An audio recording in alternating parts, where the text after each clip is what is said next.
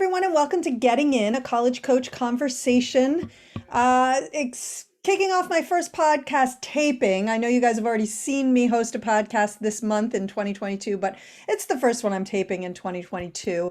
And I want to kick it off by asking you to please review us on Apple Podcasts. We hope it's a 5-star review, of course, but the more of those that we get, the easier it is for people to find us and access what we're sharing with you every week. So if you find it really valuable and helpful, we hope you will encourage others to also listen by leaving us a 5-star review on Apple Podcasts. Speaking of the valuable information that we share with you every week, this week we're going to be talking about how to ask for more merit money. So as those offers are coming in, some of them may have merit money attached to them. And we have some advice on perhaps how to increase that amount. And then we're also going to be talking to those of you who are not seniors, but who are instead maybe juniors or even younger, who are starting to think about putting together a list of colleges where you might want to apply. And we want to help you focus in on your best fit colleges. And we have some advice about how to do that and tune others out in the process. But before we get to all of that, we do want to talk about standardized tests. There's a lot going on around standardized tests these days, especially with some schools like the University of California system going completely test-free. But we're not talking about that. Instead, what we do want to talk about are some of the myths that surround standardized testing, because we do know that there are many students out there who are still going to do tests.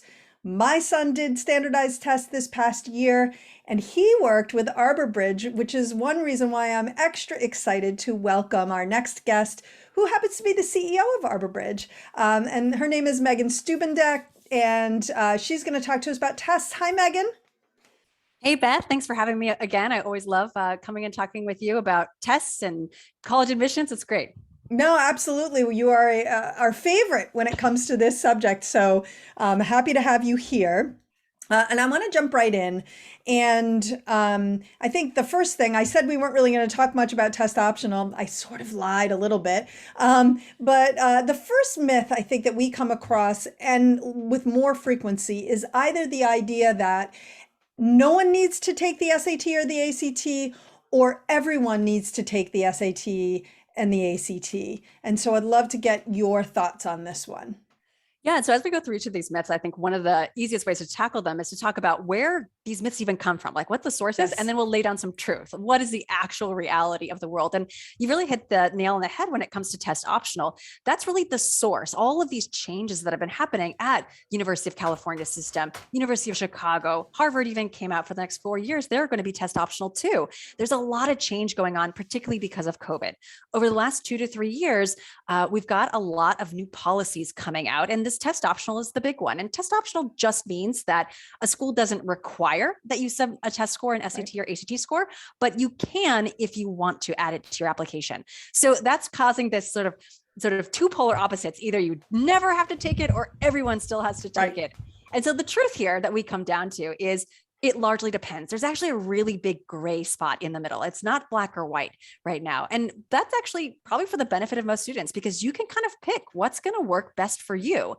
And so it really depends on things like your GPA, your intended major, the colleges that you're planning to apply to, how you compare with kids at your school, or how you compare to kids going to that college and applying there. So there's a lot of moving pieces. And what we're finding from the test prep end is that most students are still taking these exams just so they've got a score sort of in their toolbox when it comes to application season.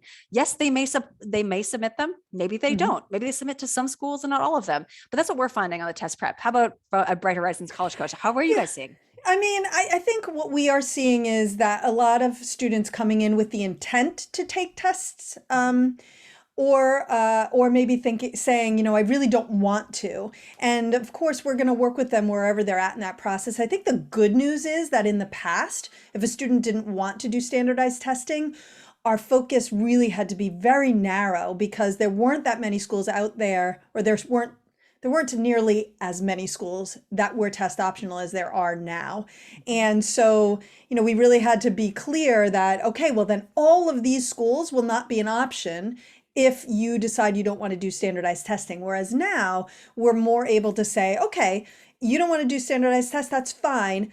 there will be some schools that won't be an option, but there will be many schools that will be, and that we feel fairly confident in working with them to create a list that, sort of meets their desire to not do testing, but also has lots of interesting colleges on it that they're excited about. So, and then, we definitely have some students who feel like they think testing is going to be a positive part of their application, and so they want to test. And then we have students who are in the in-between and sort of not wanting to let go of the idea that that could be a positive part of their application. And then again, I think the beauty there is if they take the test, it doesn't go the way they had hoped. There are lots of opportunities to apply without testing. So, I wish it was a little bit more clear cut, but nothing in admissions is clear cut. Let's be real. So why would this be any different, right? Exactly. So then I think this brings us, so I said we weren't really going to talk about test optional, and then we just spent the first few minutes of our conversation. What I will tell our listeners is that we are going to come back to this theme again, and we will be talking to you about how do you make that decision and how do you weigh the different factors and be really smart about that. So keep your eyes open. We'll be doing something on that in the next probably couple of months. In the meantime, let's go back to some of these other myths, Megan. The next one is the idea that the SAT and ACT are IQ tests. And I could say, right, it's not. It's a total myth. So what's Yes. your sense of this? Yeah, there's a reason it's on this list, because it is 100% a myth. This is Yes. something that the source of this myth is really from old school testing. This is an outdated way of thinking about the SAT or ACT, but it still persists. And it really comes from when they were the exams were first created about 50 years ago. They actually were IQ tests. They presented themselves as IQ tests that were about your natural abilities to think and to read and to problem solve. But the truth is that these exams have changed a lot in the last 50 years, particularly in the last 10 years alone. There's been a revolution in the way these exams are put together. And they really now focus on, and even the people who write them say they're skills tests. They really are just testing what have you learned in high school and can you do it on a test? And so like any high school test, they are things you can study for, that you can practice, you can get better on. So they're not just out of the gate, you're stuck with a score that you start with. Right, exactly. Which means, and presumably your IQ is your IQ, and that should be more or less the same, right? So right there, we know that they're not IQ tests. Yes, exactly. And that's even up for debate too. Yeah, that's exactly right. And what is an IQ anyway? And what does being smart in one area mean about your ability to be smart in another area? And we could go completely off the rails here, but yeah, that's also a very good point. Yes. All right, the next one. This is my favorite myth. This is one that when I do a presentation on college admissions and standardized testing is part of that conversation, I bring up 100% of the time. I used to hammer this when I worked at Penn. But the myth is that colleges prefer the SAT or that they prefer the ACT. What's the reality, Megan? Yeah, I think it coming straight from you as someone who's worked on the admission side of a high-ranking university, but also as an admissions counselor, this is a big myth that we all hear a lot. And you've really, sort of try to kill that myth. It's not true. There is nothing better about the SAT. You don't get special credit on your application if you took the SAT versus the ACT. And we see this a lot with parents, actually. That's where I see that the most, or international students. And it, again, just like the IQ test myth, is really from an older generation of test takers and students.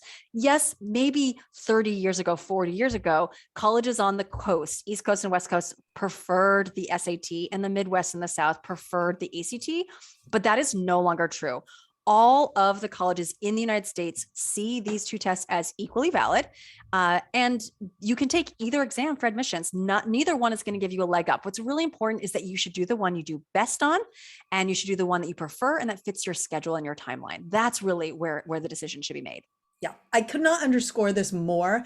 And I will say that it's already been a few years, probably 6 or 7 years, got into one of those really fruitful internet arguments with someone who's in my space and who really felt strongly that the SAT was preferred. And his support for that was that more students to the school he called out were submitting the SAT. And that was evidence that the SAT was preferred. And at a certain point, I realized I was getting nowhere. But yeah, there is no preference for either one. What we wanted when I was at Penn was what represented the student's best score. So if they did better on the ACT, awesome. And if they did better on the SAT, equally awesome. We just wanted the better score, and we did not need scores from both tests. That's another thing that that I see students sometimes thinking like, "Oh, well, wouldn't it be better if I did both?" Well, no. We just kind of looked at what score was better, and we moved on. Okay, next myth. One test is harder than the other. So the source of this myth goes a little bit back to the last one about colleges preferring one or the other. Sometimes those are linked where people think, oh, the SAT is harder, so schools will like to see that one better. But that's not the case. There is actually no test that is harder or easier. In fact, the vast majority of students, about 80% or over 80%, are going to score statistically the same on SAT or ACT. That's why the colleges see them both as statistically equal in terms of difficulty or representativeness of your readiness for college. And so the thing to keep in mind is that it's not that one is either harder than the other or easier than the other. They're just different tests. They do look different. So the SAT, for those of you who are kind of looking for a way to kind of wrap your mind around just the very high level difference, the SAT is what we talk at ArborBridge about SAT standing for the slower analytical test. And that's because you have less time per question. I'm sorry, more time per question. So it's a little bit slower paced. And it tends to ask questions that are a little bit more deeper analytically. So you read a passage and you have to infer what the author is asking. Where the ACT is what we call the accelerated content test, the ACT. And that's because you have less time per question. You have to move a lot faster. And it tends to be surface level. It's just, you read the passage and do you remember what it talked about? And so they have just different feels. One is not harder or easier than another, but you will find one that you maybe naturally are inclined to like more, feels is more comfortable for you. And so that's the one thing to keep in mind. It's not harder, just different.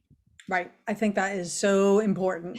So important. And I have seen, while statistically a lot of students will do similarly on both, I have definitely seen where some students excel more on one than on the other. And there's zero reason why you wouldn't do that one, because to your point, one is not harder and one is not easier. Okay.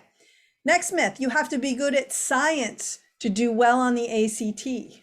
Yeah, there's a lot of myths around the ACT. And I think it's because it's the one that is like only over the last few years really became one of the more popular of the two exams. And so because it's a little bit of a new kid on the street for some people, there's been a lot of myths around it. And one of them is this science myth. And that it really comes from the source of this is that the two exams are largely the same exam. They have the same sections, reading section, a math section, a grammar section, but the ACT also has what they call the science test or the science section. And many students see that title and they're like, oh gosh, I'm going to have to know all this stuff about physics and chemistry and biology and astronomy. And I don't remember all of those classes and I'm never going to be able to do this. But that's not the case. The truth really is that the science section is really just a section that tests how good you are at reading graphs and text. And then they just dress it up as science. They call it science. They basically, they give you a description in text of an experiment. They give you a graph of the data, and then they ask you questions about what you read. There are a few small, maybe 4 out of 40 questions total that do test your actual science knowledge and facts, but they're basic facts. Things like, what are the order of the planets in our solar system? Or what temperature does water freeze at? So what I tell students is don't be afraid of the ACT science if you don't think of yourself as a science kid, because in reality, if you're good at reading, if you're good at finding information in text, you're actually going to be really good here. And I find actually some of my kids who come to me for tutoring and they say, I'm just an English reader. I love to read. I'm like, you're going to be great at science then, because if you can read fast, if you can get through that information, you can just turn on your reading brain. Don't worry about your science brain. Leave it behind. Turn on your reading brain and you're going to do great in this section because it really is a reading test at the very basis. Yeah. And I have seen more students improve on the science section where the first time they go through it, I think there's something that kicks in that says, I'm not good at science, so therefore I'm not going to do well on this section. And then they don't in the in a diagnostic test or even in the real test. Then they do a little bit of prep in it and they realize what it's really after. And I see those scores go up. So it is kind of it's an interesting section in that it's sort of a little misleading, the title of it. So all right, the last myth. If you take the ACT, you need to take the essay section, the optional essay section. Yes. So the source of this is the ACT essay does have an essay section at the very end. It's called the writing test. But truth is, this section is 100% optional. No, almost no colleges require it. In fact, it's so unpopular that the SAT dropped its own essay section a year ago. But I'm going to kick it back to you, actually, Beth, and sort of from an admissions counseling standpoint, what do you recommend to students when they see this? Should they register for it or should they not? I tell them no, especially with the SAT getting rid of the writing section of their own. I see zero reason. I don't see colleges requiring it. I see colleges saying we don't even look at it, even if you do send it to us. So my advice, almost blanket advice, which is rare, is no, I don't think you need to take the writing section of that test. If you don't have to have it, and if colleges aren't going to look at it, I almost feel like even if you ace it, I just don't even think it's being acknowledged. So there's zero reason, in my opinion, to take it.